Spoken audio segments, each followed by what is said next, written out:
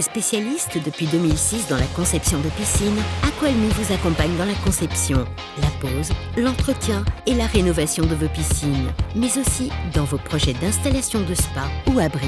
Venez découvrir leurs différents showrooms à Vitry-le-François, Châlons-en-Champagne et Bar-le-Duc ou sur leur site internet.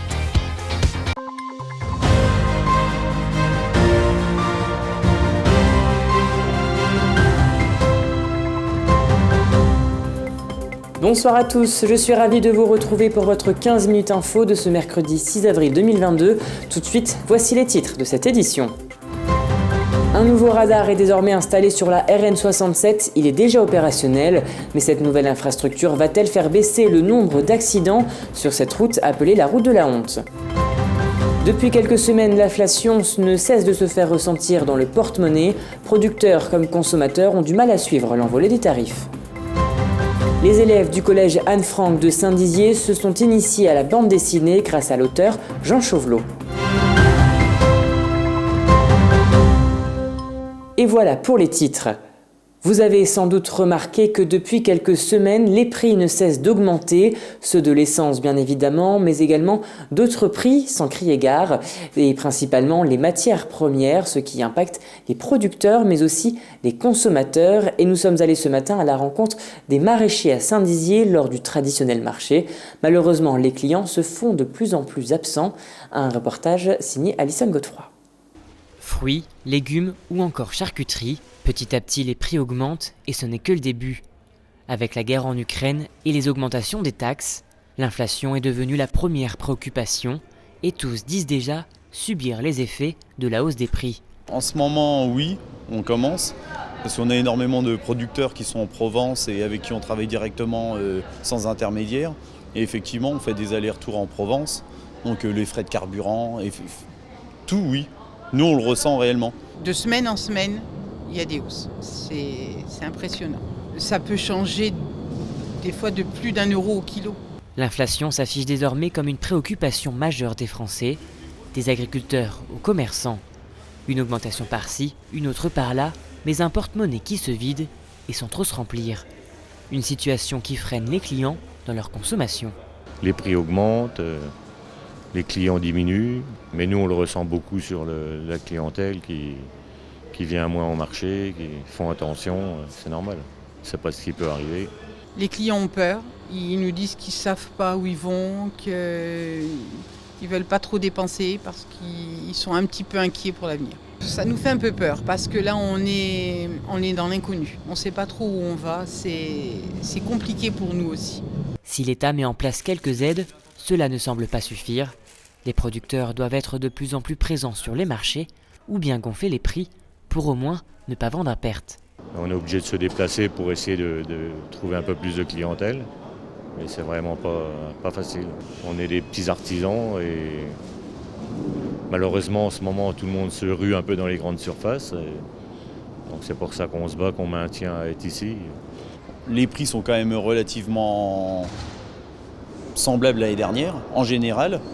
Mais je pense que quand on va arriver sur la saison avec le melon, les abricots, les pêches, les nectarines, là je pense que si le carburant reste à ce prix-là, même avec des aides de l'État, au bout d'un moment il n'y aura pas le choix, ça sera répercuté. Une situation qui reste floue pour producteurs et consommateurs et qui ne cesse de monter en flèche. En février, on avait mesuré une augmentation de 0,6% par rapport à 2021. En mars, on est déjà à 1,5%.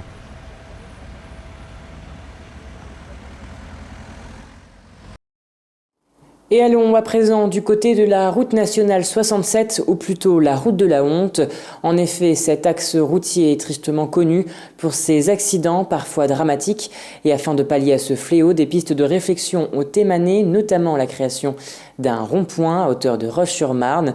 Mais pour le moment, rien n'est fait. Mais les usagers de la route ont pu apercevoir aujourd'hui l'installation d'un nouveau radar tourelle prenant la vitesse des véhicules circulant dans les deux sens.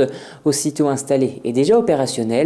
À noter qu'il ne peut prendre que la vitesse et non l'usage du téléphone ou bien le non-port de la ceinture, puisque ces mesures ont été rejetées par le Sénat. Mais bien évidemment, il en va de la responsabilité de chacun. Cette nouvelle infrastructure va-t-elle faire baisser le nombre d'accidents sur cette route ? Telle est la question, écoutez. Elle était déjà là auparavant, donc on ne peut pas dire que c'est nouveau.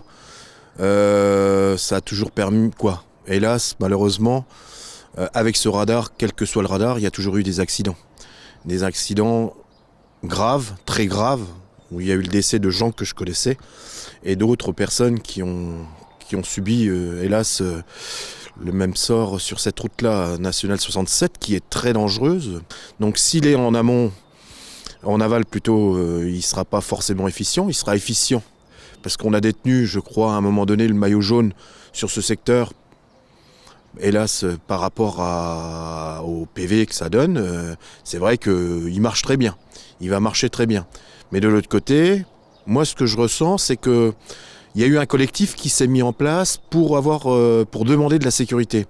Certes, il y a déjà eu quelque chose. Je ne suis pas spécialisé sur le côté sécuritaire, mais je pense qu'il faut sûrement renforcer, pourquoi pas ce rond-point ou d'autres thématiques pour pouvoir avoir vraiment une sécurité sur ce secteur. Maintenant, à voir combien de temps, ça fait plus de 10 ans qu'on est sur cette démarche sécuritaire, à savoir maintenant si la sécurité est aussi importante qu'un radar.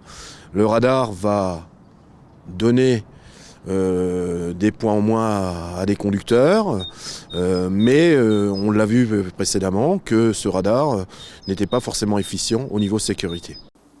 Et passons à présent à l'image du jour. Le jeu d'échecs s'est invité à l'école Paul Fort à Vitry-le-François. L'opération soutenue par l'Éducation nationale et financée par la ville s'inscrit dans le cadre d'un partenariat avec le Centre social et culturel de la ville et le club d'échecs chalonnais. Élèves et enseignants ont été conquis par ce dispositif. Les élèves ont évolué en concentration, logique et stratégie, explique la municipalité. Le collège Anne-Franck de Saint-Dizier a hébergé durant environ 2 mois un auteur de bande dessinée, Jean Chauvelot. Il était en résidence dans le cadre du dispositif nommé La Fabrique Grand Est, proposé par la DRAC, la Direction régionale des affaires culturelles. Une rencontre pédagogique avec les collégiens, retracée dans ce reportage d'Alison Godefroy.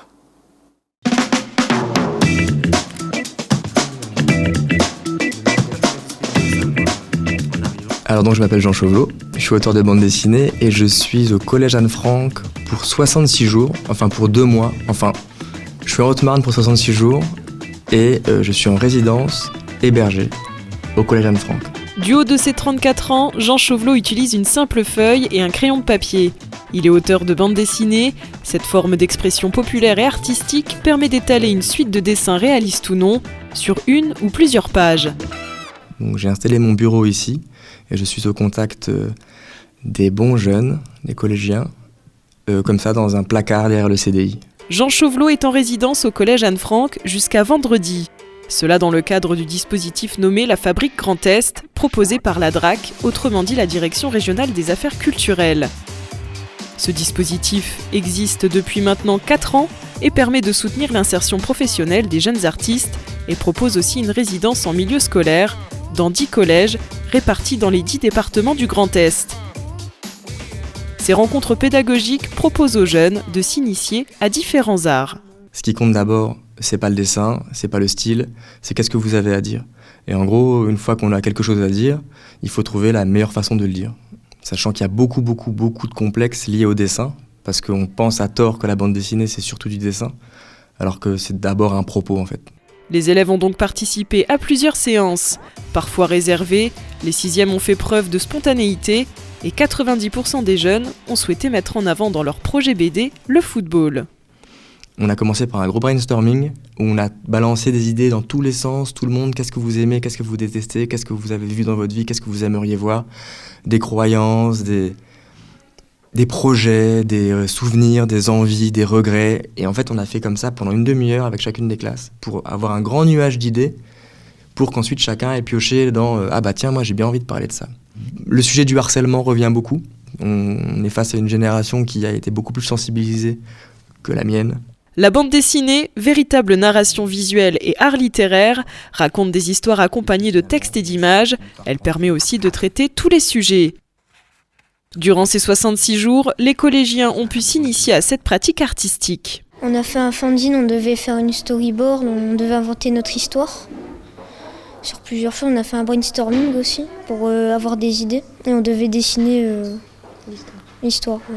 J'ai fait une histoire qui parle des chats avec plusieurs clans. Ça m'a inspiré, j'ai un livre chez moi et ça parle de chats. Moi, ça parle d'aller à l'école. Le matin, souvent, ça se passe comme ça chez moi. C'est un peu ma vie, quoi. En fait, j'ai dit que c'était quelqu'un qui voulait pas faire ses devoirs. J'aime bien un petit peu les BD et aussi ça m'intéresse. Ça raconte des histoires, c'est un petit peu de curiosité. Comme dit ma mère, le langage structure la pensée. Et le fait de devoir écrire et dessiner sur ma vie, ça me permet vraiment de faire un bilan constant de ce que je fais, de qui je suis, de où est-ce que je vais. Parmi tous ces projets d'artistes, Jean a celui d'écrire un ouvrage. Il sera composé de 160 planches et sortira au mois de juin. Dans un premier temps, il sera consultable au CDI du Collège Anne-Franck, puis dans un second temps, une centaine d'exemplaires sera tiré. Il sera alors possible de se le procurer en prenant contact avec lui. Et voilà, c'est la fin de cette édition. Merci à tous de l'avoir suivi. Dans un instant, vos prévisions météo de demain présentées par Alison Godefroy. N'oubliez pas, l'actualité continue sur puissancetélévision.fr. Je vous souhaite une excellente soirée. Toute l'actualité qui vous concerne, à voir et à revoir dès maintenant sur puissancetélévision.fr et sur notre application mobile. À partir de jeudi, découvrez votre nouvelle émission, Locaux, votre pastille économique. Puissance Télévision vous emmène découvrir, aux quatre coins de la Meuse et de la Haute-Marne, les entreprises incontournables de notre territoire. Ça, c'est imaginer écrire en Meuse. Imaginez en Meuse, en Grand Est, on est plutôt bien positionné pour ça, avec une filière automobile qui est plutôt riche. Tout simplement, c'était une évidence pour nous. Nous travaillons avec un laboratoire en région Grand Est, mais également d'autres laboratoires de l'Université de Lorraine. Retrouvez Locaux dès jeudi sur Puissance Télévision.